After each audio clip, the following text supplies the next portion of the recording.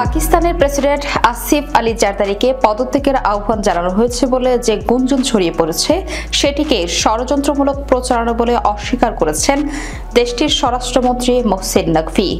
বৃহস্পতিবার সামাজিক যোগাযোগ মাধ্যমে দেয়া এক পোস্টে এই গুঞ্জন উড়িয়ে দিয়েছেন তিনি। নকভি লিখেছেন, এই ষড়যন্ত্রমূলক প্রচারণার পেছনে কারা আছে তা আমরা ভালো করেই জানি। প্রেসিডেন্ট আসিফ আলী জারদারি, প্রধানমন্ত্রী শেহবাজ শরীফ ও সেনাপ্রধান আসিফ মুনিরকে লক্ষ্য করে এই প্রচারণা চালানো হচ্ছে।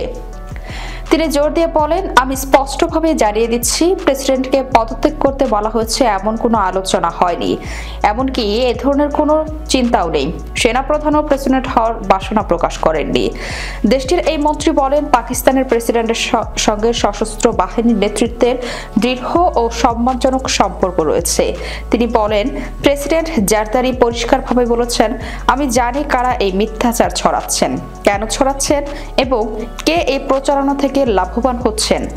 নকভি বলেন, সেনাপ্রধান ফিল্ড মার্শাল আসিফ মুনিরের একমাত্র লক্ষ্য পাকিস্তানের শক্তি ও স্থিতিশীলতা নিশ্চিত করা, এছাড়া আর কিছু নয়।